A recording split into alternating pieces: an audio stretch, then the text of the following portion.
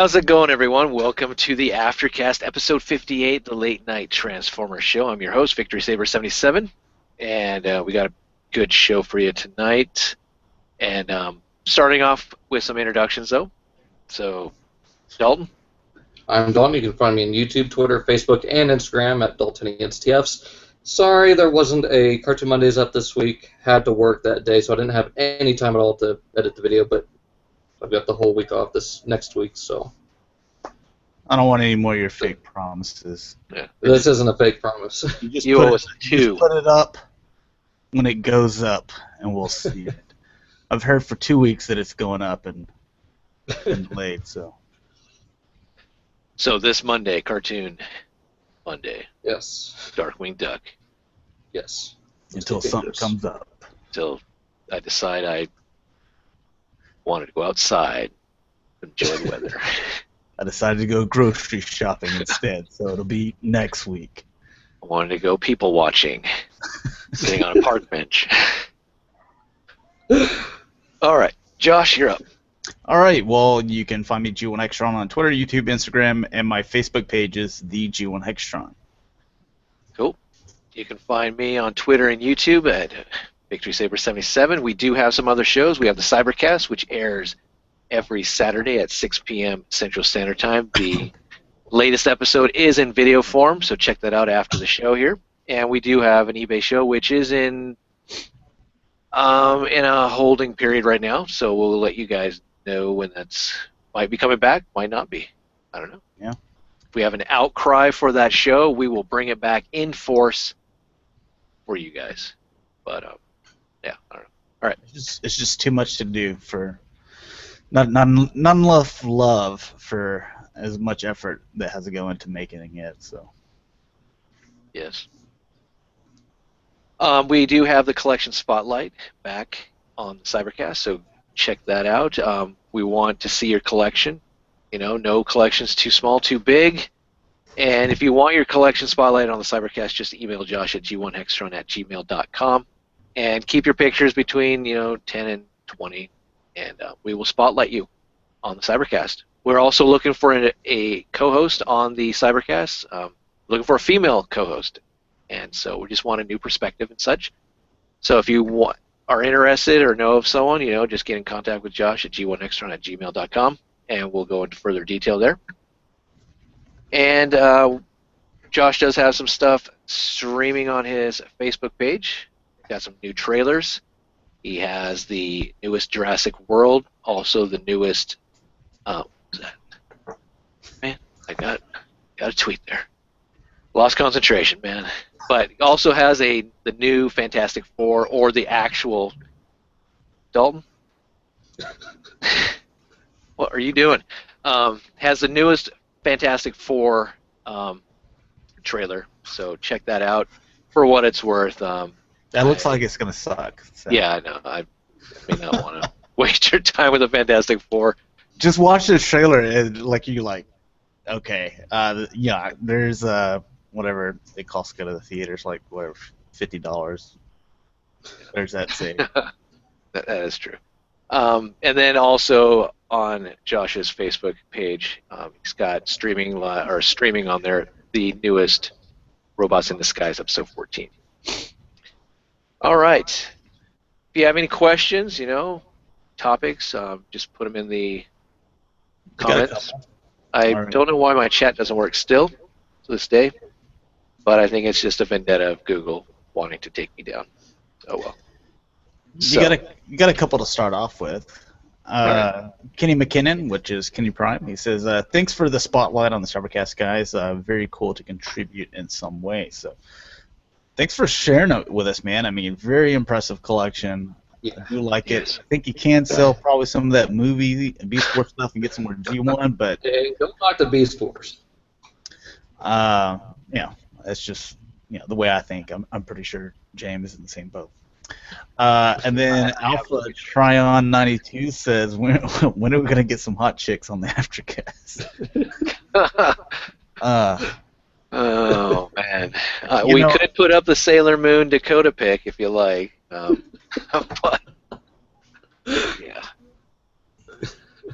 we'll try. And for like the female viewers, like that's not like one of the stipulations of being a female co-host. It's like like we're looking for like someone hot. We want someone that can be interactive and can flow with the show, flow with Jam and I very well, and not miss a beat. So yeah, could freestyle on her own if she needs to. And I mean, it's the way we're trying to look at getting a female. I'm not trying to be co-host, sexist about it. No, we're not trying to exclude getting a male co-host and all that. But it's unique in a way that because for me, and I'm not trying to be sexist or stereotypical, but we live in a society where most of the action toys that we talk about, I don't really see a lot of the female perspective. I don't hear it or anything. I'm sure if I can get on the forums and all that, sure, but and I did see a lot of female, lots of girls, lots of women that collect at BotCon, which was really cool, and I mean it's awesome. But I just, I'd like to, back in the '80s, Transformers were for boys. I mean, I'm not the one who did that. I mean, that's what it was, and that's where the target audience was. And so just having it come full circle all the way back, we're getting, it's huge, and G1 still is popular. But I just want to, we just want to have more perspective. But let's get into some hauls, and then we'll get into some topics. We're going to talk about some Transformer stuff. We're going to talk video games. We're going to have a little debate in a way, Mortal Kombat versus Street Fighter. Which one's better? We're going to look at everything. We're going to look at not just the games. We're going to look at characters. We're going to look at movies, animes, cartoons, all that. So, all right, hauls. Dalton. Josh, you're up. I don't think I got anything. I can't remember if I did or not. There's some stuff I'll put it all on trying to get that PS4, which I backed out of at the last minute, so I could get my Darth Vader cosplay Supreme outfit, and yeah, I might have got scammed on that one. So, but I did order Tiger Track, so awesome.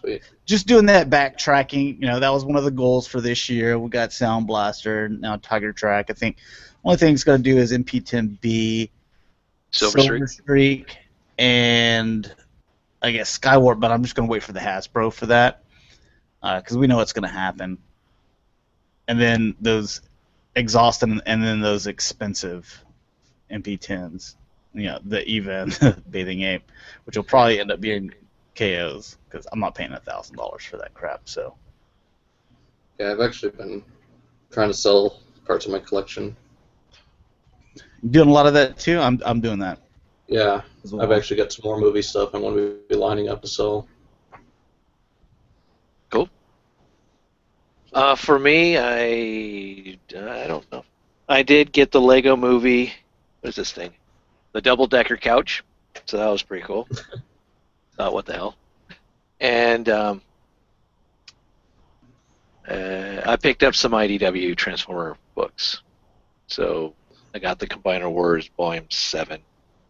Whatever, it's just a collection. I mean, it's older stuff, but not the current. But I like it. I mean, you get to see Galvatron in there, Skylinks. And like they said at BotCon, if you see it in the comic books, you're most likely going to get a toy. So I'm hoping Skylinks. I'm hoping Galvatron. All these guys. We use that little snippet comment that we heard at BotCon. Do we use that religiously? Oh yeah, that's on a tombstone, and I carry that everywhere I go, and I just bring it out like there it is. It's one of them commandments. That's what you guys said in the comic books. We're gonna make it. Well, all right. So yeah, I think that's about it. I did get some of the Batman animated series stuff. That was my local Hastings, the Joker, and I decided to buy Catwoman. Ooh, she's in package. I have not opened any of them though, so well, the Joker's good. Like all the Wave 2 stuff is perfectly fine. It's that Wave 1, man. or Yeah. at least until they come out with a re-release. But even if you order, if let's say you don't have a Hastings and you don't order it online, how do you know if you're getting wave? When ordering, I doubt they're going to say like, "Hey, here's Batman," but he's wave 2 in parentheses. Because no one's going to order the wave 1. They're just going to like, "Hey, it's mixed bag. Here you go." Because there's also going to be a little bit of differences as well in the joints, or the joints are fixed, but there's also going to be like it's cleaned up a little bit, so a little bit of remolding going on. Cool. Yeah, I want to get the Batman and Joker. At least have the two most iconic characters. But Catwoman, man.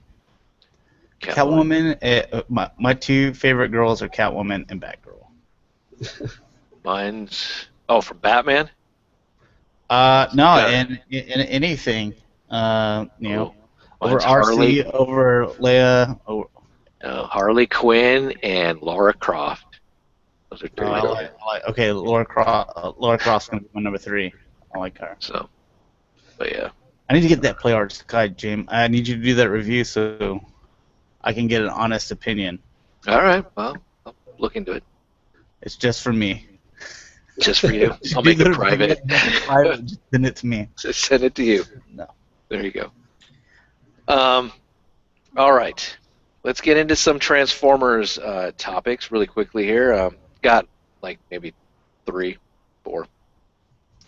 And then we'll move into some other stuff. But first one, and we kind of talked about it on the Cybercast with our collection and collecting habits and everything else, but have you ever overpaid for a figure, knowing that you just wanted to have it, regardless if it was, and I'm not talking like $5 overpriced. I mean, you paid like, it's normally $100. You thought, I found it for 140. I'm just going to do it. I'm just going to get it so I can get it over with. I want it, and that's it. Have you guys ever done that? Just wanting to get a figure, didn't care. As long as it's not stupid money, like I'm not going to pay no $1,000 for something that would cost me $100 or something. But you paid a little bit more than you wanted to. You guys done that? I'm going to say yes. I bought the Skywarp, Ultra Magnus, and Rodimus, all 3 for like $120. You're talking Chug? Yeah. A little bit. And that was like 5 years ago. Yeah. So. Have you, Josh? Anything? Off the top of my head, no, because I'm kind of cheap.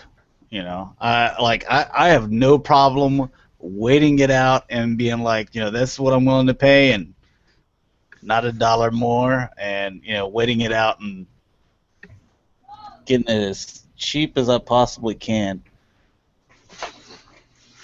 Like the same thing with Masterpiece Skywarp. I absolutely want that thing. I'm not paying no $200 whatever they're asking for it. Yeah. I know Hasbro will come out with one in 2016, and that's when I'll pick mine up for $75 or $80, whatever they mark it up to that year. And that's what I'll do. Oh yeah, and there's another one, the MP10 Prime that I got. It's like $230 for that. Yeah, it was a little over the price of the Yeah. normal. But you missed out on it, though. Yeah. But There's so many reissues of that thing.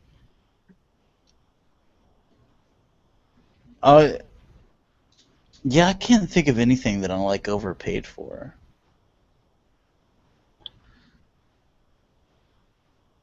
No, I got a good deal on everything, just about. With the vintage Batman animated series figures that I got, I got 13 of them, and I got 4 vehicles, and with 4 weapon pack or whatever, something and others or whatever, and shipped, I paid $65, and I was like, okay, that's a pretty good deal. I'm paying less than $5 a figure, and they're all 100% complete and stuff. The animated stuff, again, paid really cheap for that. G1s, I always pay cheap for that. So the only stuff I really pay full price for is the stuff I pick up at retail, and then I even look for good deals then, because because I'm kind of cheap with it, with like the speeder bike and stuff like that. Hey, now you can pick them up for like $19. All right, now pick up another one of those, and Yeah. so I'm always like looking for like those good deals or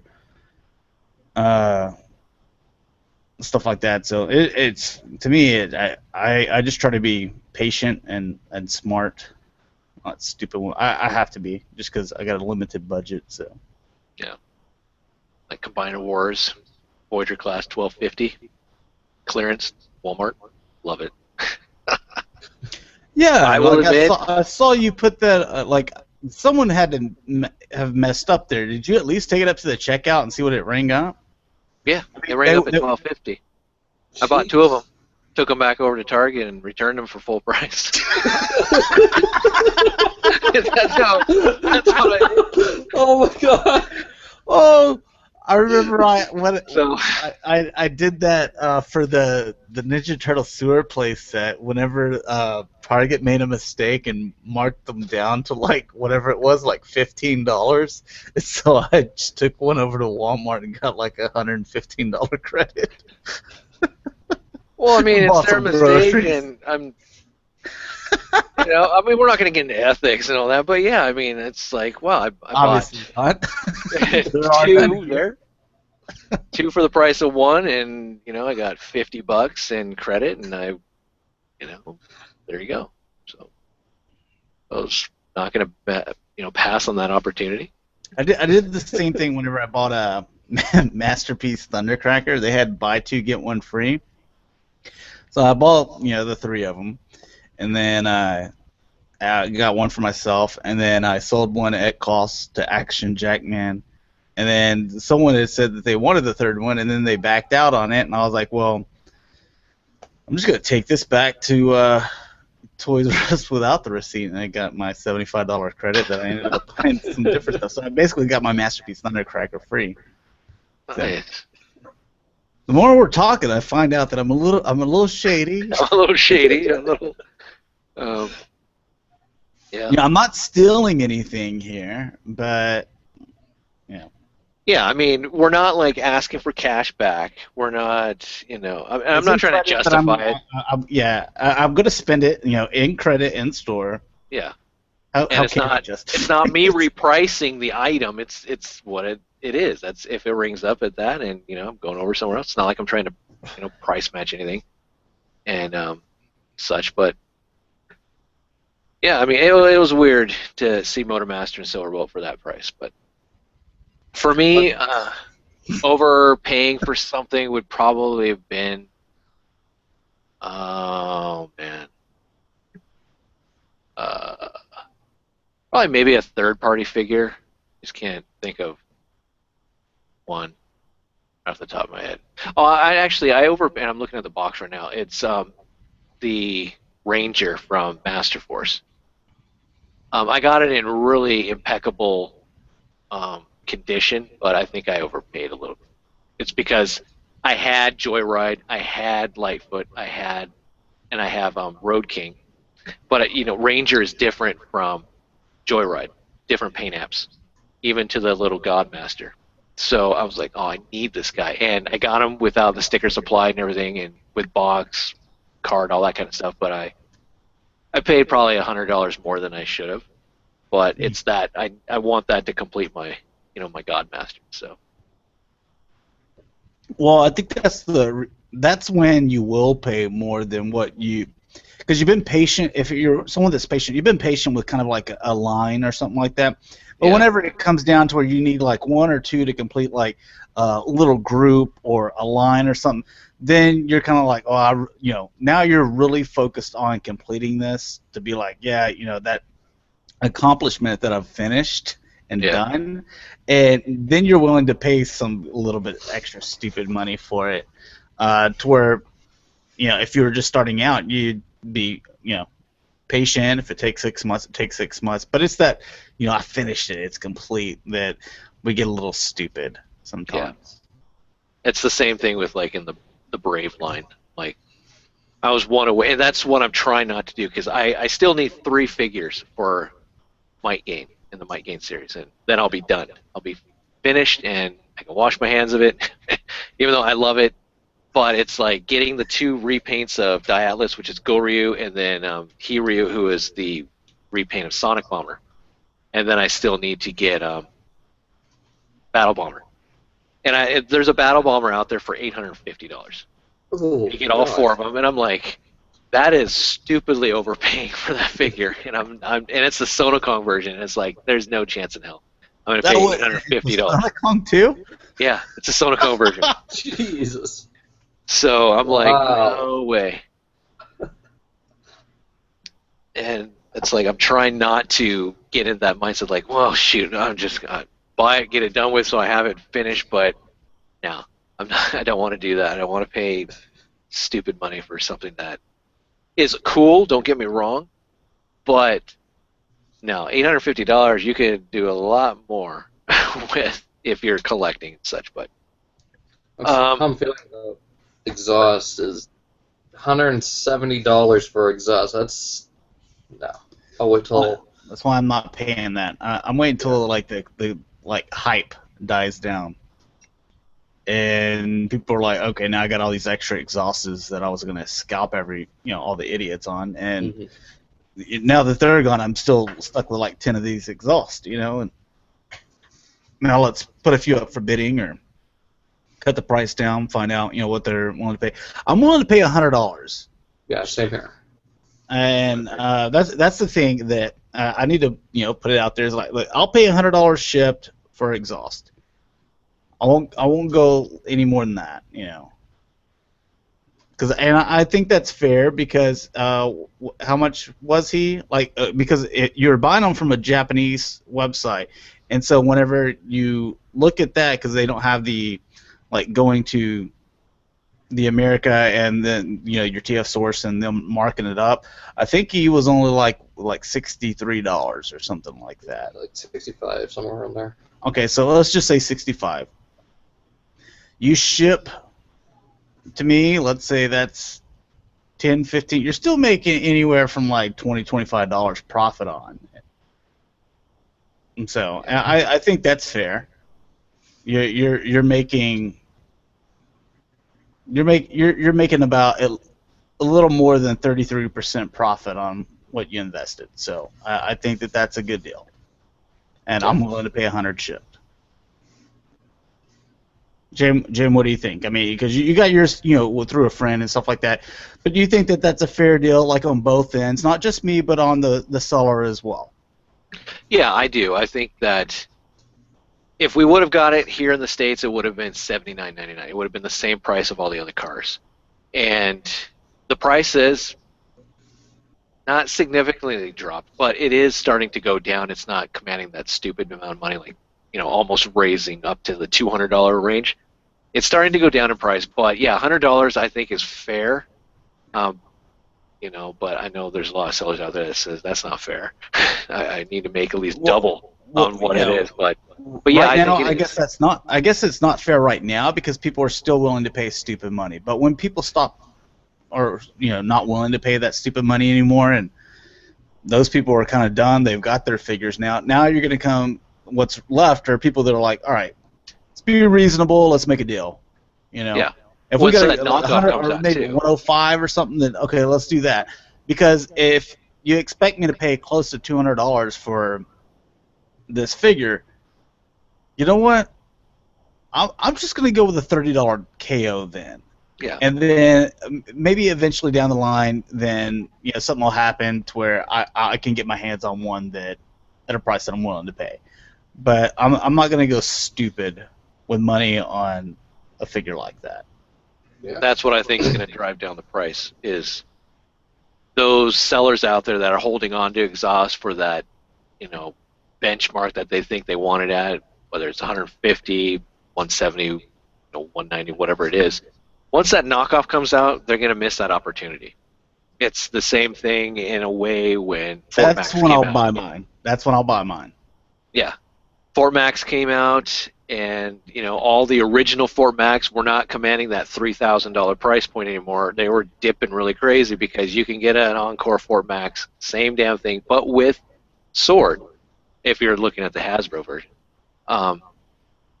the Encore version, getting the sword, you're looking at like $250, $300, $350 at the time. Still need to get that. It's still cheaper, and I think the same thing's going to happen here. I mean, unfortunately for the Masterpiece line, you can have those knockoffs because it's such a popular line that if you find something that you want but it's too much, the knockoffs aren't that bad.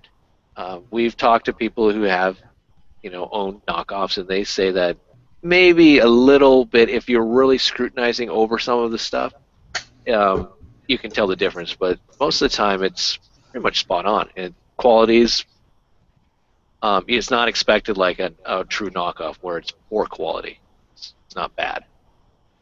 But Got some comments. okay. Let's see here. Alphatron 92. These aren't necessarily in like order of timestamp or whatever, but there's this woman who has a YouTube channel. Okay, collects any of the people that you guys mentioned that like are like maybe possible candidates for like a female co-host. We're not contacting them. They would have to contact us and through email g1hextron@gmail.com and like tell us that they're interested. I know I've had a couple on Instagram say that they're interested, but they just can't do Saturday night because they work or something like that, or they're not willing to give up all their Saturday nights. So, it's one of those things that like that does hurt, but we're not going to change the time and day that we do it. We've done it before in the past where we've kind of gone back with times. I know like the latest we did this at like 9 p.m. One point, or at least Cybercast. We're going to stick to that Saturday 6 p.m. Central Standard Time, and if they're interested, then they can contact us. And we're in no hurry either. It's not like this needs to happen now. So it's just something that we make sure we bring up in case someone is watching and then they are interested, or if y'all want to tell them about it because you don't know if they watch a Cybercast or something like that or Aftercast, then you can let them know. But we'll only want really people that are interested in doing it, obviously. So says Alphatron 92 question, Josh, you didn't get rid of your great gold ring, did you? Didn't see it back there. No, great gold rings over there with the other Brave figures. No, I'm not getting rid of that.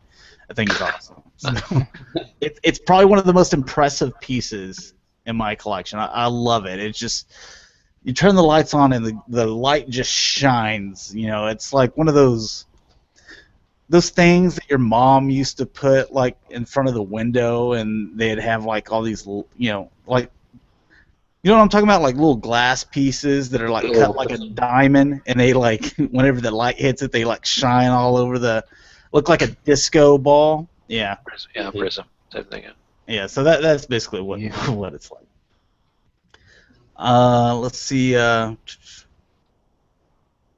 Shava says, seems like I overpay all the time because there's so many third-party companies that release a new version of a figure so often.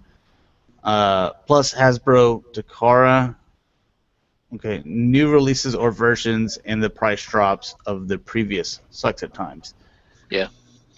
On that, I think as long as you're happy with the product, because there's a lot of times to where, and there's more comments here, but I think this is probably something we can talk about. Let's say like.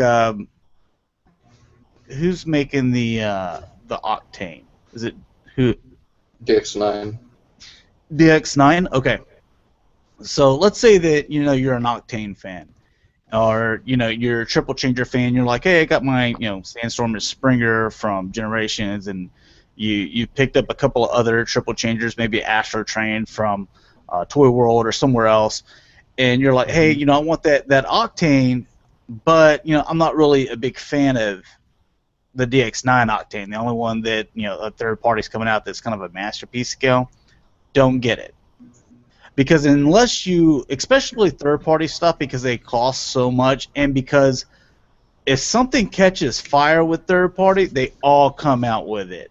Predaking, Dinobots. I mean, says we're coming out with a reflector, bam, here 2 more jump on, Insecticons, bam, they all jump on. So especially with third party, unless you look at that, and you may love it, and if you can't say that I absolutely love that, there can't come out with a better version, then don't buy it. Because someone will come out with a better version, and then all of a sudden, your whatever $150, $200 figure that you just bought because you wanted to fill that void is obsolete, and now you couldn't get $100 for that figure. Like you go in the hole. That what kind of happens where things start to decrease because a better version comes out. Just kind of sit and wait on that, and only buy it unless you know that you absolutely love it, and in your mind there can be no better version. Then you know that, hey, you're going to be happy with that. Like the Fans Toys Quake Wave, I knew when I buying that, I was like, Hasbro Takara can't come out with a better version than this. Now, they may one day, but as of right now and as it stands, I look at that and I'm like, you can't make a better version. The diecast, the lineup features, all the joints are absolutely tight. Everything about it is perfect. And that's the way I feel about it, and that's why it's demanding a lot of money. Hasbro Takara comes out with theirs, it'll probably drop in price, but still, to me, that's the masterpiece for me. So, I mean, what do you guys think about that? Or what kind of advice can you give to that? It's hard to say. What was the question again, real quick? Sorry, I know I ranted for. I was like, he says it seems like I overpay all the time because there are so many third-party companies and release of new figures, and also that you have Hasbro Takara. It says new releases and versions, price drops of the previous, sucks at times. Yeah. Okay. All right. Got it. Go ahead, Dalton. Well, my thing is, you also got to think of what line it's supposed to fit into. I mean, for me, the Feral Rex looks like it'd be something more for the Masterpiece line. Whereas with TFC, there's your Chug. It is just a matter of where it belongs in your collection. Yeah, that's how I would decide. Yeah, because a lot of third parties are catering to Masterpiece or they're catering to the Chug line, and for me, I've purchased a ton of third party within the last month and a half, 2 months, but it's a lot of it's not new though, in a way. I've always said I don't really buy third party, but I get into it and because I'm a Chug collector and that's what I predominantly went after. But I always buy my third party stuff after they've come out, after they've gone through the YouTube reviews and people have looked at them. And I'm not talking the big reviewers like PI and those guys who get stuff early, and most of the time it's test shots. I wait for the guys who are the smaller ones like me, in my range, that they get it from their e-tailer, and then they have the real retail version, and they go through it and they look at it, and that's when I make my decision whether or not I want to buy that third party. I mean, even if I have the series, like I have Columpio, I have Kubrar, and I think you're the one who said that you had problems with your Volar, and that's one of the reasons why I haven't touched that figure yet. Is I haven't seen a lot of reviews on it, and I've seen Vangelis and some other guys, but I want to see some other guys that will give me a little bit more concrete look and opinion on it, and then I'll decide whether or not I want to get the retail version or I'm going to wait for the TFCon exclusive or whatever it may be. Just because third-party stuff is expensive, and we've been reporting a lot of stuff on the Cybercast with QC issues. It shouldn't worry you, means of, oh, I'm gun shy now, I'm not going to touch third parties, but it makes you have to have in the back of your head that, okay, I need to maybe be a little bit more cautious, and because it's expensive. The Hasbro stuff, the Takara stuff, yeah, it's difficult too, because sometimes I like the Takara stuff more than I like the Hasbro, but then I'm paying more money for that Takara stuff, where I could just buy the Hasbro and be done with it. So that's difficult also. So, but I totally agree with you. I mean, it sucks. I mean, I waited a long time for that Beast Convoy with the open plate that was part of the mouth. That was released in the Toys R Us exclusive and the Reborn exclusive. But then Takara put it in the Legends line, so I didn't have to pay a stupid amount of money for it, and I was able to get it at a pretty good price. So I was happy about that. But yes, there are just some things that you have to go out, straight away. I mean, for me, it's going to be that Leonidas and then the grandest Hexatron. Oh, you had to bring up that great shot, huh? You had to just. Mastermind Creations, they just canceled it. Thanks. Don't you say that. Yeah. Thanks. Well, I still got great shots, so That's evil. I got my precious.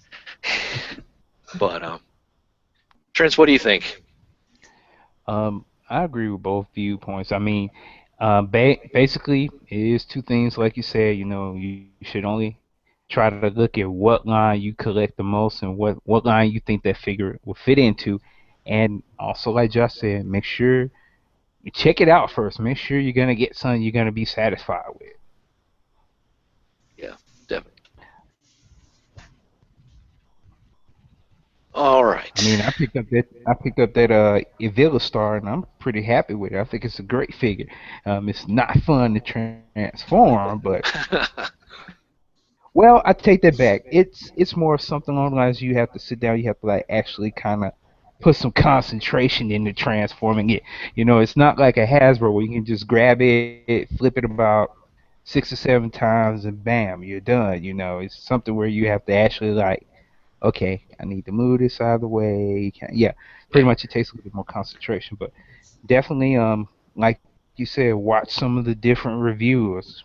Heck, watch as many reviews of it as you can to get different opinions on it. Yeah, I've noticed Toy World stuff is not a line where you can multitask when you're transforming their vehicles or their toys. I mean, you can't like sit there and watch something and you're like, oh, I'll just transform Orion, no problem, or I'll just transform, Hegemon or something. And everything fits where it's supposed to be because stuff's gonna start popping or stressing and doing all that type of stuff. Especially side load. I've seen the review on that. It looks like a nightmare. Side load, which one is that? The not wide load. The throttle bot. Oh yeah, the throttle bot. Yeah. Use the correct names with me, Dalton. There's like too much stuff to remember. I can't remember all the third-party names. Yeah. You got a couple other comments here, Jamie, if you want them now. Yeah, and then we'll get into. I have 2 more Transformer topics, and we're getting into some other stuff. Okay. Let's see. Kenny says, I live right near Hasbro and the guy's shop at my toy shop. And the Hasbro guy's shop at his toy shop. So they recently bought G1 Weirdwolf, Galvatron, Skylynx, and a couple others. They hinted to the manager that they were in the works, so who knows? Cool. That's what I've been telling you guys. And then this is from Camphor Wolf. It says, might be off topic, but what's the funniest Transformers bootleg that you have ever seen? Bootleg? The Diaclone Windblade? That's that guy's trying to pass off. Yeah. What? The prototype of Thrust. Yeah. Yeah, this guy on eBay, we looked at it on the eBay show a lot, he had it as a very rare variant G1 Transformer, and what it was Skywarp, the G1 Skywarp's just body, and then thrust wings plugged into the side to be kind of like a G1 Windblade. And it didn't have any weapons. And it was missing a foot. It didn't have any weapons. It didn't have any fists. It didn't have landing gear. It didn't have anything. It had one of the thrusters in the back that serve as hill spurs. So one of those was missing. One of the feet was missing. It was just all kinds of using thrust wings with a Skywarp body, which was total crap. and the dude was like $40 because it's very rare. I'm like, this is not very rare. That's like you can't take Hound's gun and give it to Jazz and be like, hey, look at this, because all the other Jazzes come with this one weapon, but this guy comes with a different one. He's a very rare variant. No, it doesn't work like that. You can't do that. Or when they It take wasn't a a. It wasn't Diaclone. A Diaclone wind blade, really? Or no, they take a like a beat up Sunstreaker, and then they'll paint it red. And you can tell that they painted it like with a Sharpie, like red, and they're like, globbed on there too. It looks like garbage too. and they're like, this is a rare Diaclone. But as far as bootleg, I mean, like really bad bootlegs. I mean, I've seen certain things that like the oversized stuff is interesting. I mean, back in the day when they did that Overlord Star Saber, I thought that was a funny looking bootleg. But that bootleg's worth some cash now, and really wish I would have picked that up actually instead of laughed at it and just like, that's just like poor kid that got that for Christmas. But, He's able to sell it. now he's selling it for like $5,000. It's like, thanks, Dad. But yeah. Or you go to a lot I of don't these know, dollar stores. Some of those cassettes, I would say. Yeah. The Dino cassettes, even though they're actually legit, and they've been KO'd, they feel like bootlegs. They look like bootlegs, Decibel and Leg Out, when you combine the two dinos together. They're really, like, that's the one time Hasbro did it right with their Grand Slam, or their two, combiners that they did for the cassettes, because those dino guys are just really not good. But, all right. Moving into the last, it's kind of a two-parter, I guess, in a way. So, when you guys buy Transformers, or whatever, it doesn't really matter. I mean, as long as it has the stuff that I'm kind of talking about, you get instruction manuals. Depending on which brand, Hasbro, Takara, you get a tech card or bio card or whatever. And with the Combiner Wars, we got the nice picture card. And then you maybe get a leaflet or whatever else, maybe a sticker sheet, and you apply the stickers. Do you keep any of that insert stuff? Like, you have a box full of manuals, used sticker sheets, catalogs, toy catalogs that we got like back in the G1, the tech cards. I mean, the Masterpiece comes with bio cards. Do you keep all that, or do you just like, I toss it with the box, or whatever? Mine's all in the big box. Well, first of all, anyone who throws away a Masterpiece box is out of their mind. Secondly, I just put them back in the box that they came in. Cool. Yeah, I usually just keep like my instructions and stuff like that in like in a Ziploc bag separate to itself. Cool. Right on. I mean, it's one thing, and like, do you guys, I mean, we make fun of this person or these people on eBay a lot, and sorry, but it is funny, but since you have those instruction manuals, and if you're going to sell that on eBay, now do you consider it being 110% complete? You have the used sticker sheet? Damn right I do. Because I put forth the effort to keep that sucker. I'm going to knock it up even more. All right. You never know. I mean, like G.I. Joe back in the day, the file card was on the back of the actual blister card. So did you cut it out and clip and save like it's stated, or did you just keep it together? I mean, even the anniversary line had the, this is basically a carbon copy, but My mom did. For me. weren't able to use sharp objects. I just didn't really care that much about it, and my mom was like, well, this way, we put them in a binder, and then you can flip through them, and, like, That's you cool. forget who's this guy. My mom was like, she was really into, like, keeping She was all a this- collector.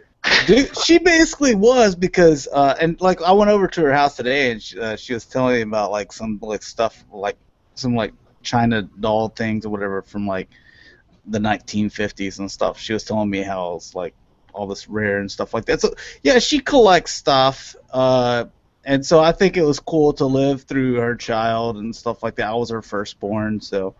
But she wanted everything to be kind of cool for me, and like whenever I can go back, and I had all those strips for those Transformers and GI Joes, and yeah, you know, as I grew older, and I understood it more than just like, hey, cool cartoon, and now I'm playing with toys. That like, hey, let's find a little bit, let's dig into the bio and stuff like that. Now I have that I can go reference back to as I got, I guess, older. So that's pretty cool. It's cool. And part of the question is also, have you ever been tempted just to keep the figure in package just because the packaging looks so nice that you don't want to destroy it? One figure, I haven't bought it yet though. It's that NECA Batman. Almost ordered it today. The one that I have to buy that Blu-ray, even though I have like 3 copies of that Blu-ray already. I don't want a 4th copy of it. I've already got that. I have that movie. I have Batman like 3 times over already. I've got like the regular DVD. I've got some like Supreme Edition. I've got the Blu-ray, and like I don't need another like, you know, edition of it because it's $30. But that would be one that I would struggle with on whether I want to take that off the card. Yeah, because it's the old school look. And that's it. Like if they go back to doing stuff like that where it's old school look, then that's what makes it hard, because that's part of the appreciation. You know, we were talking about that going down. If you know, I feel sorry for people that didn't grow up during the '80s, to where as a kid, to where they could just go down toy aisles and everything had artwork, Transformers, Masters of the Universe, Star Wars. I mean, it was just beautiful artwork. And you're talking about like you appreciate comics now, and you're like, man, this is some great artwork, dude. It was on the front of the boxes and packaging and GI Joe. It was beautiful. You don't have that now. I mean, it's all like weird looking, you know. It's real generic looking. How about for the rest of you guys? I've never bought it yet. I don't know if I ever will, but it would be Windraiser from BotCon 98 or 99. Oh, yeah. That one.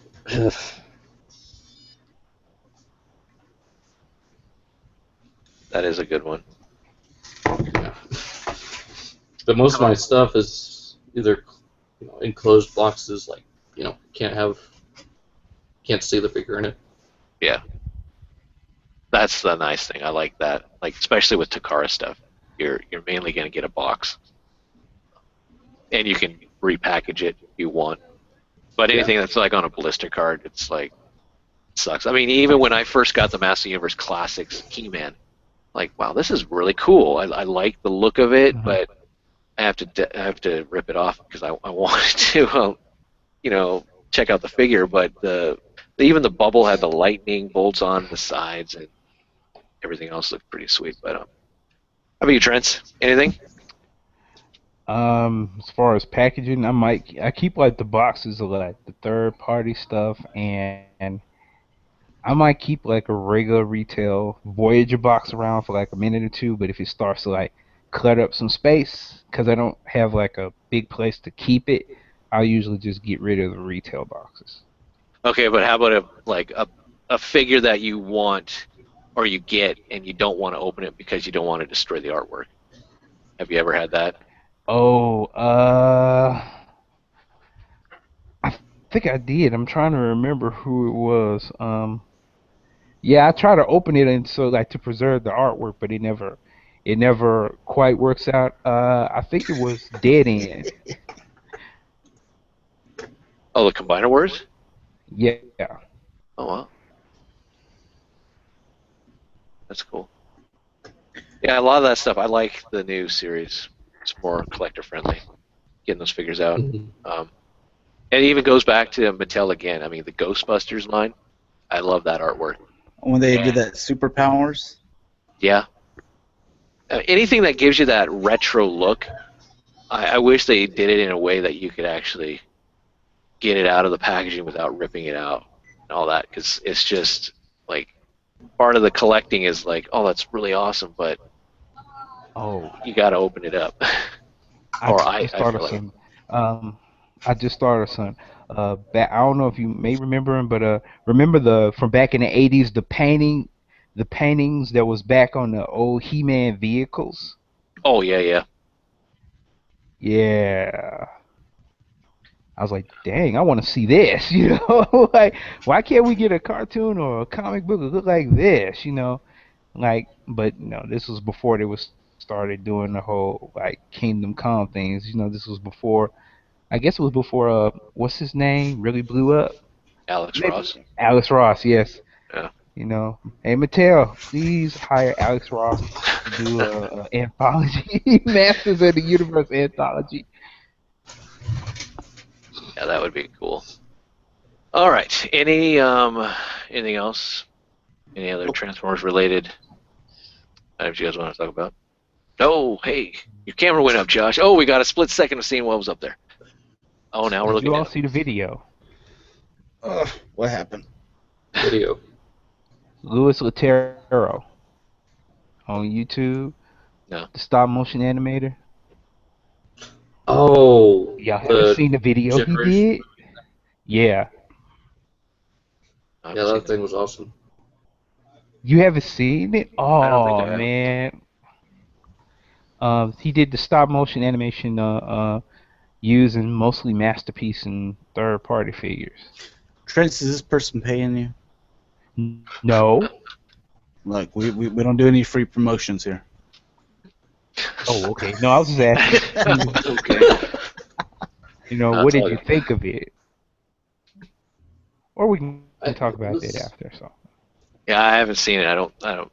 Doesn't ring a bell to me. So. I don't watch stop motion, so. Yeah, that was good. All right. We're gonna jump into something a little different now. We're gonna look at video Mhm. games. This might be quick, might be not. Little debate, whatever. Video games: Mortal Kombat versus Street Fighter. So that's what we're gonna take a look at. We're gonna take a look at this. So we're gonna just kind of dive into the video games as far as, I mean, there's so many different variations of, I don't know, want to count them all, the different types of Mortal Kombat games that have come out, and also Street Fighter, also originating from the arcades. But we're going to look into also other aspects that they did, like the anime and some other stuffs like that. But we have here. Oh, I will Well, check that's the that out. link for it. All right, cool. But so starting off, what do you guys think of Street? Have you guys played Street Fighter, Mortal Kombat? Familiar with it? Know of it? The last ones that I've played, I have Mortal Kombat 3 on my Super Nintendo, and the last time I played Street Fighter was I was younger than 11. It was Street Fighter 2 Turbo or something like that on Super NES. Mm-hmm. That was the last times that I played, or the newest versions that I played. The only version of Mortal Kombat that I've played was it Mortal Kombat 9 for the PS3? Oh yeah, yeah. The one that's just called Mortal Kombat. Yeah, They had Freddy, and yeah. that's a good one. That's the only real experience I've had with Mortal Kombat or Street Fighter. So sorry. Oh, No, Jen, that's fine. you got to click on your screen there in the bottom little squares What? to lock on you. I think I'm locked on. Am I locked on to myself? Okay, it looks like it now. Okay. All right. I haven't played a Street Fighter game in about 10 years. I've watched the like intro of the trailer of this recent one, and the last Mortal Kombat game sat down and played was Mortal Kombat Deadly Alliance, when Oh yeah. Shao Kahn and not Shao Kahn but Shang Tsung and Quan Chi teamed up and they pulled some trickery. They killed Liu Kang, and then it was up to Kung Lao and the rest of the group to fight him. Yeah. And All this right. was like right before Mortal Kombat. Oh, I'm sorry. Go ahead. No, go. What was it? Right before what? And after Mortal Kombat Armageddon, I completely lost track of it. Yeah. Those games were great. I think Armageddon. They introduced the Hmm. conquest mode, where it was like a little side adventure thing that you got to go through and develop into some of the characters and stuff like that. Uh, But here, not locked. Let's see here. All right, this is the first time I'm doing screen sharing, so I'm just gonna pull up some pictures and stuff, and we're gonna just kind of talk about it. So we got Mortal Kombat, we got the movie. Yes, the first movie was okay, could be better. Mortal Kombat Annihilation, I think that was the second one that came out, Yeah, I think so. and then Mortal Kombat also spawned a TV show called Legacy, and I think I even saw that at Walmart the other day for like $7 on Blu-ray, which I think is a lot better than the movies. yes. But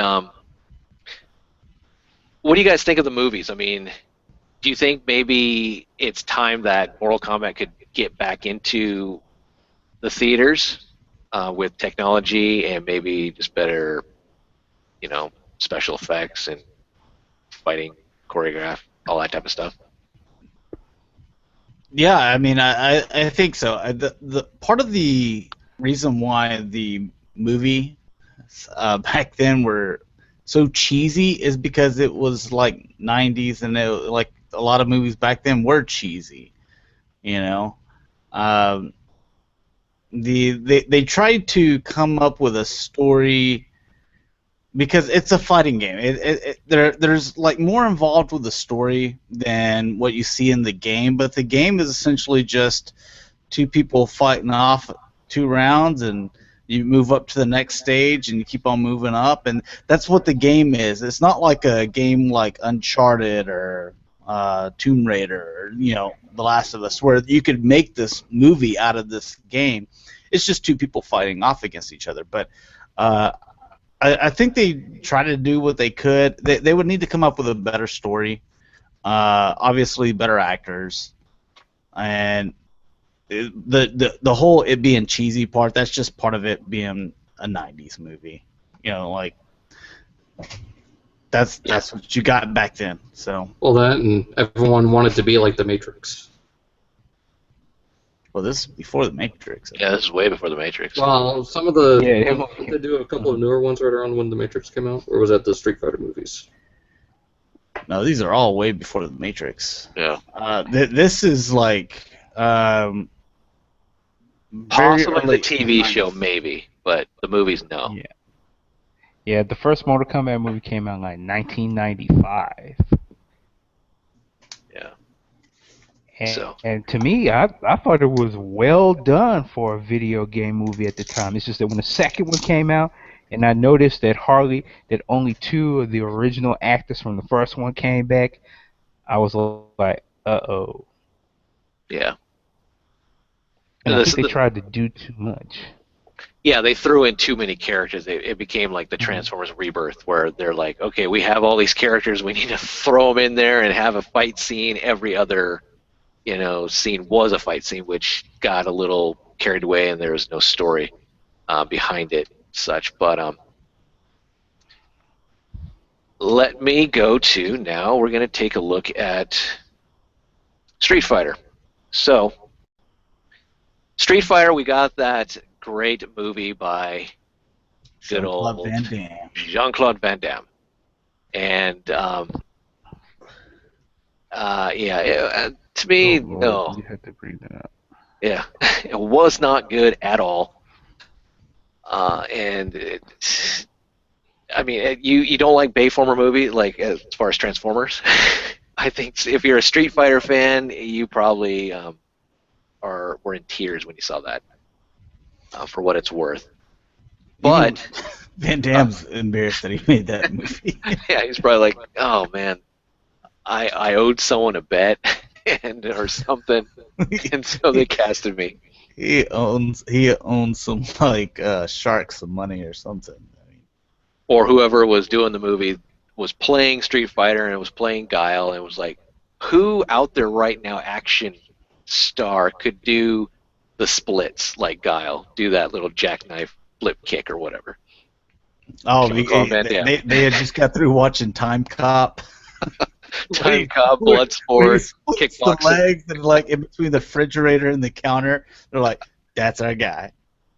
So Yeah, I think they picked him because he was like one of the biggest quote unquote action stars at that time. They had some martial art ability because I'm like, like I really like Gal was supposed to be in the well, I guess Gal was supposed to be like America, but not like America. French America or, French Or American. Belgian America. Yeah, Do that again, yeah. Trent. Say it again. America.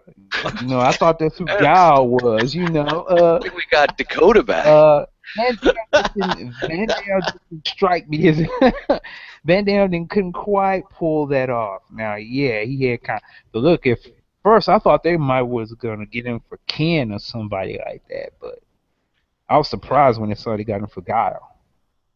Yeah, it was weird. But now, Street Fighter there, the Assassin's Fist, is fairly new. It came out, I believe, last year. I just picked that up on Blu-ray, and that, for what it's worth, is a really good rendition of Street Fighter. If you ever wanted to know the beginning of Goki, who becomes Akuma, Goken, who becomes, he's the teacher of Ryu, and Ken there, and how the whole Dark Hado and all that. I think they did a great job. I'm hoping that they further it because it was left as a kind of a cliffhanger. I'm not going to give things away if you haven't seen it, but for a modern day take, yeah, it's pretty good. It's pretty decent. And Just watch Bloodsport. Just watch Bloodsport. Crazy. Like this.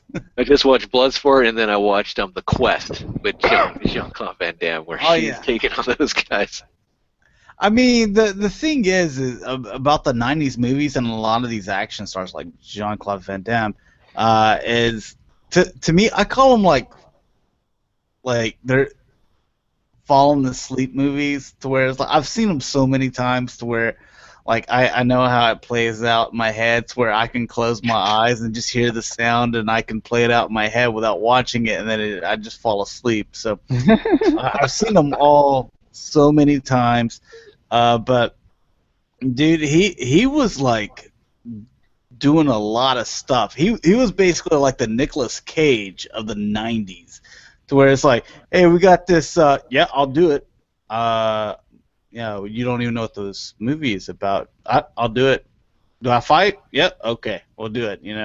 Like he was doing all kinds of stuff. He was up there with like Schwarzenegger and Stallone. I mean, they go in together for Planet Hollywood, their little supposed to be action movie type restaurant that you got in Vegas, Hollywood, and all that. So I think it was like Schwarzenegger, Stallone, and Willis, right? Willis, yeah.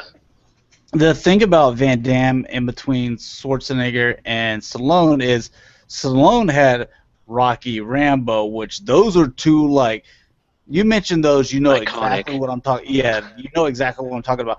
With Schwarzenegger, I mean, you got Predator, Terminator. I mean, he's got more. I mean, there's Commando and all kinds of stuff. Because of Rambo. But mainly Terminator and Predator is what Schwarzenegger from. To where Van Damme, it's like you ask, just someone's like, okay, what's the most popular thing that you remember for him? It's like,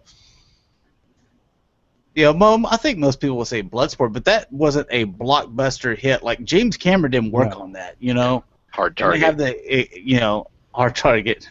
John Woo, man. It's John Woo right there. Sudden Death. It was okay. Double Impact. He double team with Dennis Rodman. Dennis Rodman. Yeah. Pre-wearing wedding dress, maybe, I think it was. All right. Well, let's get back to topic here. And now let's look at the games. So, which video game do you guys prefer? Do you like that cartoon style, which was Street Fighter? And then we got Mortal Kombat, who gave us more of that, realistic looking.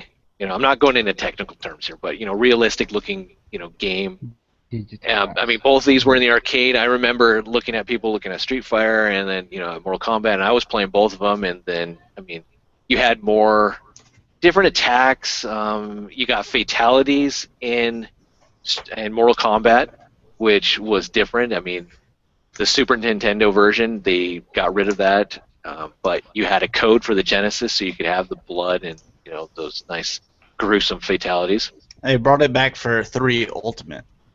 Yeah, but then they got obscure with the babalities and the friendships and all that type of Animalities or stuff like that. But come on now.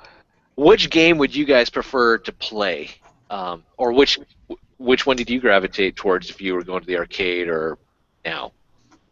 Well, I've got 3 of the. I got all 3 of the Mortal Kombats. I don't have any Street Fighters, so. I'd have to play them. You have to play them over. You haven't played them. I'd have to play. Do them. You even know what we're talking about, Dalton? My kiddo. I mean, kiddo, do you even know what we're talking about? You know Killer Instinct? You want to throw that one in there? Killer Instinct, Primal Rage, some other stuff. But Mortal Kombat also had non-fighting games. You had Sub-Zero's little, I don't know what the heck that game was called. You also had Shaolin Monks, and some more like adventure action games. Yeah, I remember that Sub-Zero one. Yeah, not too bad. I mean, it furthered the story for at least Sub-Zero, and I think it was Shinnok in there or Quan Chi was one of them. Quan Chi was in there. He was in there, and it was like the first time Fujin showed up in there. Yeah. So, for what it's worth, I'm not gonna, we're not gonna sit here like, well, Mortal Kombat's better and this and that. But I wanted to just, the games here. I think they both bring something different to the table. I do like them both. I do have several renditions of these games and such. But all right, so let's move on to characters. Which guys do you like more?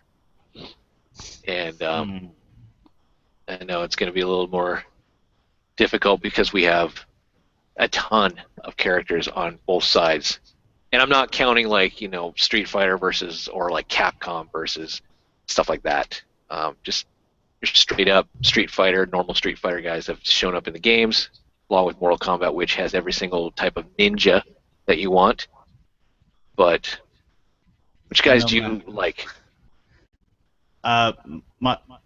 My 2, I just have the 2, Scorpion and Cyrax, just because they had the easiest moves for me to learn really quickly.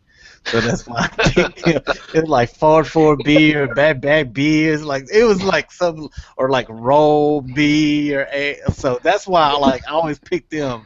Now, go ahead, Trent. You laughing at me for some reason. I'm sorry. No, I'm not laughing at you. I just had a flashback of when me and my boys spent hours playing this back when I was in college, and just how cheap Noob Saibot was. Yeah. The teleporter. We used to hate him. Oh, yeah. Boy, I be flashing all over the teleporting place. and they're hitting you with the blast where it would like displace you, so you couldn't hit him no matter what you did for a couple of seconds. My thing with him was I would shoot the rocket out of my chest, and while you try to jump up, I had already done my move to teleport behind you and come down and grab you, hit you from the bottom. And while you're on the ground, I already got a rocket coming towards your face. So. Oh yeah. And then there was the superheroes. What me and my boys called the superheroes. There was anybody like Goro, Kintaro, Mutaro, and Shao Kahn. Pretty much. So y'all cheating then. Yeah, pretty much.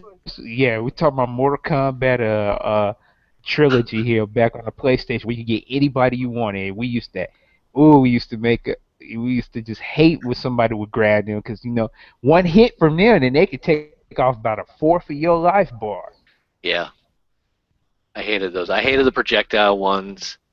I hated at first when Reptile became a character. And he has that little energy ball that can flip you up, and then you have the combinations, and then the uppercut, and then he can go invisible, and he can just spit at you and all this other type of stuff. But Which do you think has the more iconic characters? Mortal Kombat? You got Sub-Zero, Scorpion, Liu Kang. You have Street Fighter then, Ryu, Bison, Ken, Chun-Li. Who do you think is more iconic? I think Street Fighter got the edge in that one. Yeah. Probably not by much, but yeah, I think their characters might be a little bit more well known than Mortal Kombat. See, I think Mortal Kombat, just the fact that you only got to mention 2 names. I mean, there's more you could do, but Sub-Zero, Scorpion, everybody knows who they are. Yeah. I'd have to say the same thing, yeah. Mm-hmm. Yeah, and how you just had to have those 2, and then you could make Ermac, Noob Saibot, Smoke, all these other Rain, all these different I love the Rain. ninjas. Okay, It was the 90s. We couldn't- loved ninjas. We loved having all the face gear. We didn't want to see the dude's face. We wanted it, covered up and. Palette swap ninjas. All right, next up, both aren't going to be the greatest in the world. Back on the USA Cartoon Express, we got some cartoons. We got Street Fighter, and we also got Mortal Kombat. Now, they're not the greatest in the world, and we did get toys out of these also on both sides, even though Street Fighter had a little bit more push because they were almost essentially G.I. Joe repaints, and they utilized one of the G.I. Joe bases and all that kind of stuff, vehicles. But what do you guys think about the cartoon? Have you guys ever seen it? No. I don't Oh, you want didn't to. miss much. I've seen it. I'm guilty. Seen them both. Yeah, I have to. What do you think of them? Street Fighter tried too much to be like G.I. Joe. Mortal Kombat was okay watch. Okay, yeah. It was like basically if that's what you're stuck with, like let's say on a Sunday morning, Yeah, it's like, it was a Sunday well, I morning. guess that's the only thing I got to watch is Mortal Kombat, so shoot, we'll go with it.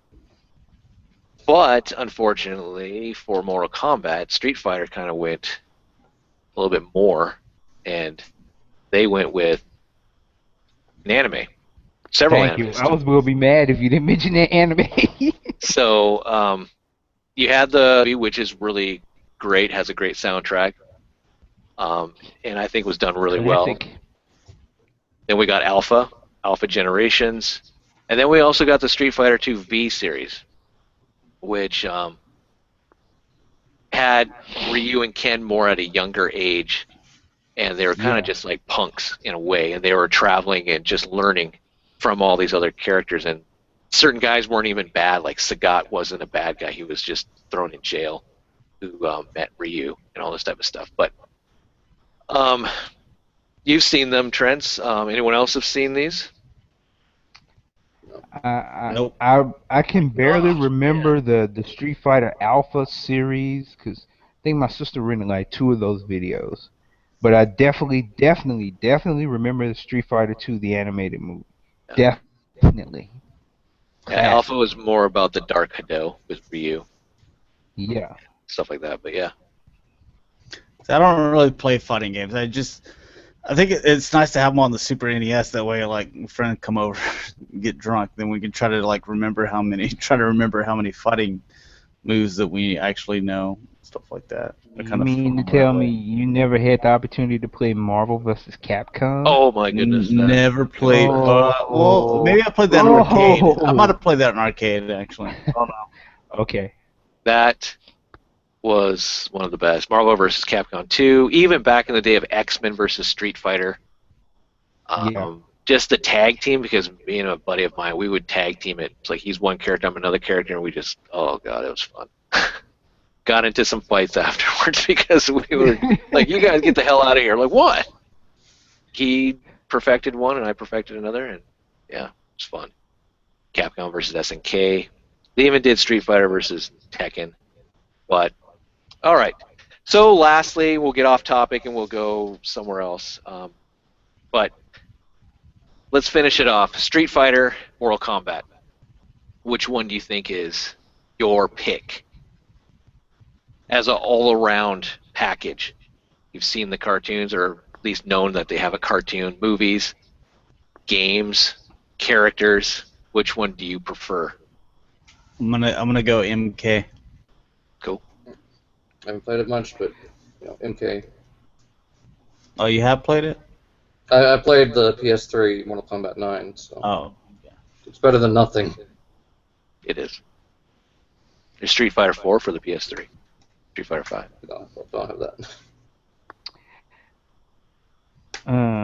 For me, it's more what kind of mood I'm in. I mean, I'd like to have them both, but I mean, because Mortal Kombat, it's intricate, and you have to like really pick a character and like Master. learn him or her, master him, yeah.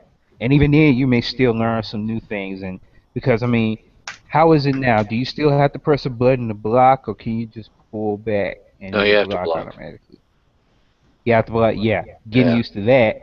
And then there's Street Fighter. Street Fighter is probably a little bit easier to pick up.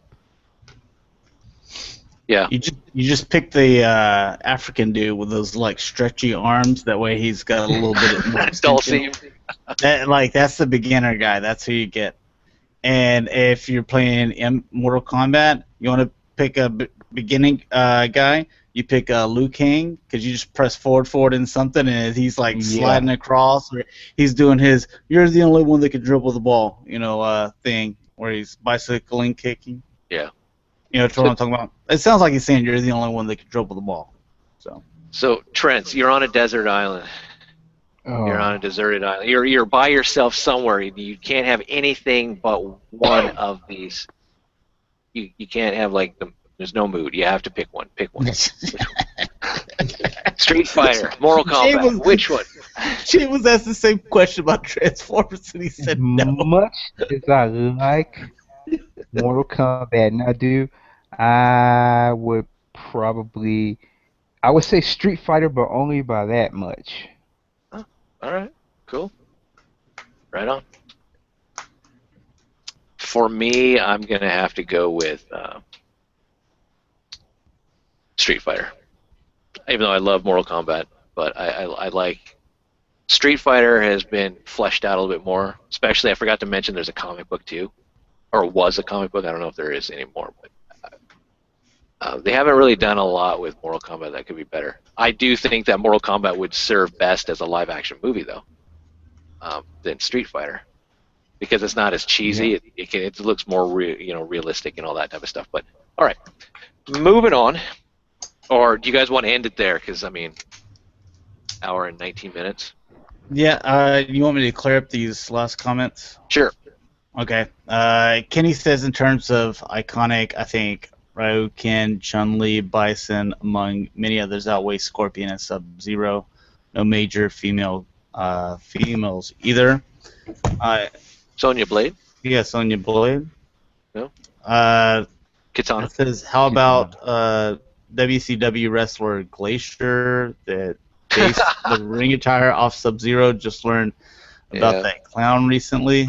I don't know anything about wrestling. So. I remember Glacier. Mortis. Mortis, yeah. Yeah, I knew that something was wrong. I was like, wait a minute. Are they basing these wrestlers off Mortal Kombat? Like, no, they ain't. Oh, yeah, then after Glacier and Mortis came in, they had like an even bigger guy. I forgot what his name was. I'm like, okay, is this supposed to be Shao Kahn or something? Oh, yeah, you look at Triple H when he came out with his kind of He-Man-ish looking outfit, but he had the skull mask. I mean, that's a little Shao Kahn right there, in a way. But, yeah. And then, was it in the movie Running Man? Arnold Schwarzenegger, Sub-Zero, more like no zero. I forget if that's exactly what he says, but whenever he had those guys to face off with, those are Sub-Zero in there. From Shelf Warmer says question, what do you think of the Street Fighter Mortal Kombat G.I. Joes? I didn't think it was Mortal Kombat G.I. Joes. I know they did Street Fighter.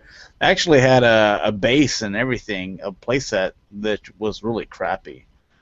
I don't like those. I didn't collect those or anything like that, but I had friends that had them, and I always thought I didn't think they were very good. What do you guys think about those that had them? Dalton, I know you didn't. But. They're okay. I didn't like the Street Fighter stuff either, as far as because they were just repaints of GI Joe vehicles. The Yeah. um, Mortal Kombat stuff was the same size, 3 3/4 inch, and they had gimmicks though. Like I think I remember, I think Scorpion had some type of like you move his legs or you twist his waist or something, and his arm would pop up, or he'd do something or action kicking, stuff like that.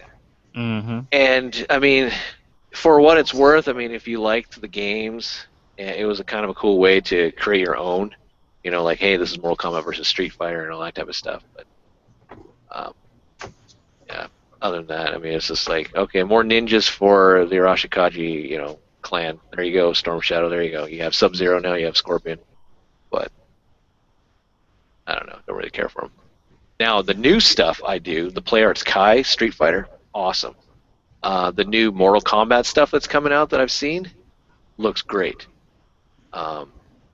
Fantastic. Yeah, because it's not made by Jazzwares anymore. Yeah. And we forgot to mention, there's a new Ghostbusters line coming out, which looks cool too. Really? 7-inch figures, 6 to 7 inch. But Okay. and it's not Mattel. So Also, I don't have to go to their crappy website to buy them. yeah. Get it 4 months later. Yep. Take a little tour. I mean, that thing travels better than I do. Vacation, it's and cheaper.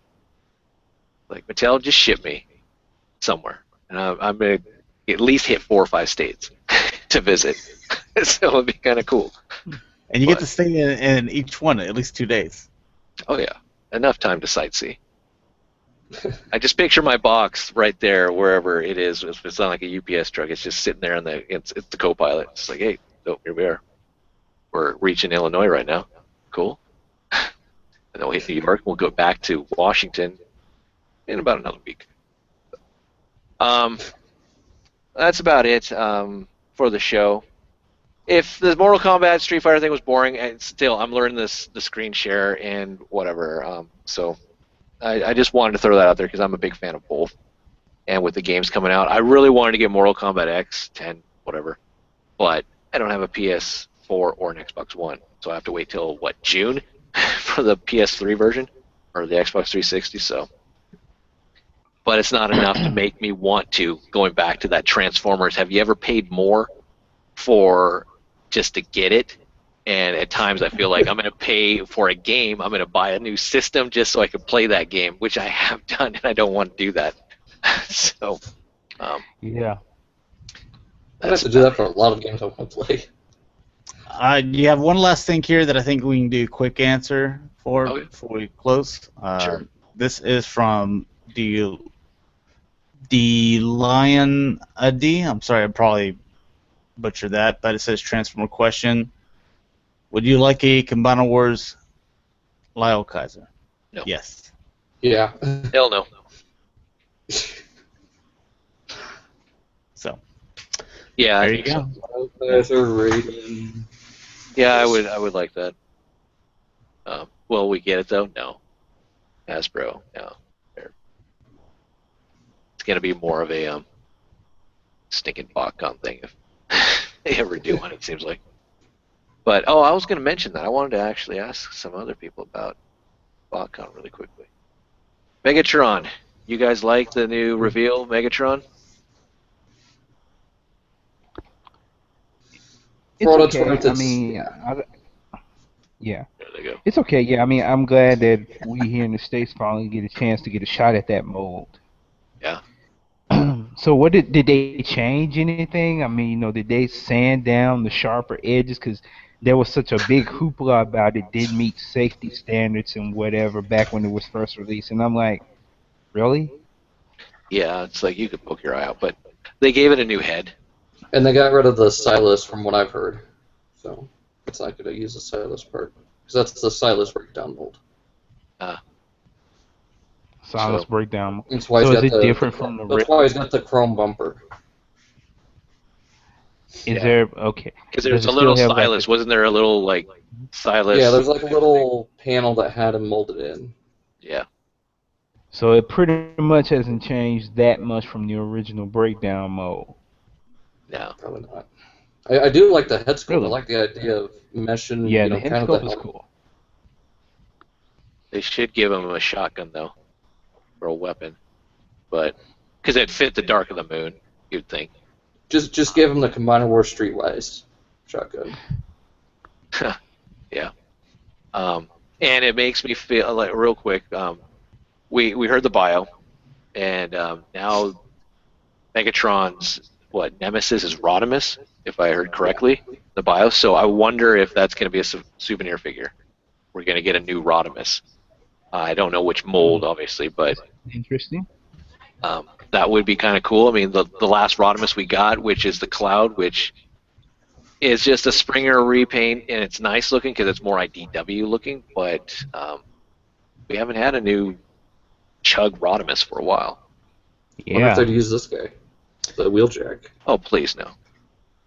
Blackjack. We're already getting No. that. Blackjack. Oh, Oh, I forget. Yeah, we're Yeah. getting the Legends version, which they're, I don't know, going off of what That Stark way you can was have like. your Voyager face off with your Legends class. There you go. Or just have Galvatron just crush him. That's what I'll do. I'll put I don't know.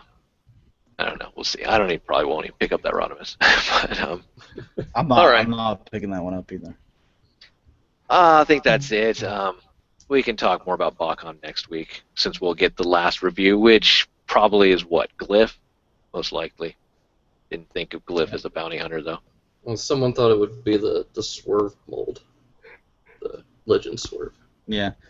Again, we saw it first, so Well, we'll see. it's always spoiled everything. Yeah, no, we're just bad like that. All right, if you guys want to outro yourselves, starting off with Dalton. I'm Dalton. You can find me on YouTube, Twitter, Facebook, and Instagram at DaltoniansTFs. And should have Cartoon Mondays up this Monday, obviously. Should. Why don't you say Cool. will? Because I don't want to make any promises I can't keep. So Yeah, you admit don't you be can't. doing that. All right. Something learned from Halo. Josh. You can find me G1Xtron on Twitter, YouTube, Instagram, and my Facebook page is the G1Xtron. And Trent. You can find me on Facebook at Trents5 and Twitter at Trents5. Cool. And you can find me, Victory Saber 77 on Twitter and YouTube. We do have some other shows. The Cybercast, which airs every Saturday at 6 p.m. Central Standard Time on G1Xtron's channel. Go check that out.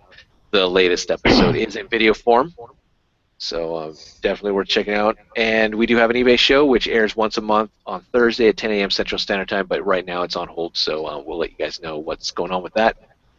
And other things, because I always have to plug everything here. Get my cheat sheet. We do have some trailers on Josh's Facebook page, the G1Xtron at Facebook.com. We have the new RID episode 14 streaming over there. Also, the newest Jurassic World trailer, and we'll go on record saying not so great trailer for Fantastic Four. Essentially, watch the trailer, you got the movie, and then you can move on. News. Let's see. We're looking for a female co-host. So if you know of someone, have them contact Josh at g1xtron@gmail.com. And doing the collection spotlight. So if you guys want your collection spotlighted, Trent's, we'd like to Yes. see your collection. Okay. Just send some pictures to Josh at g1xtron@gmail.com. 10 to 20 pictures, Okay. though, Trent's. All right? 10 to 20 pictures. Gotcha. Okay. And not of individual pics. Trying to group. Gotcha. We'll Okay. do group shots. All right. And we'll showcase you on the Cybercast. Oh, I hear a siren. Outside. What is going on? All right. I So have no thanks for idea. watching. Really do appreciate it, everyone. And we will see you guys next week.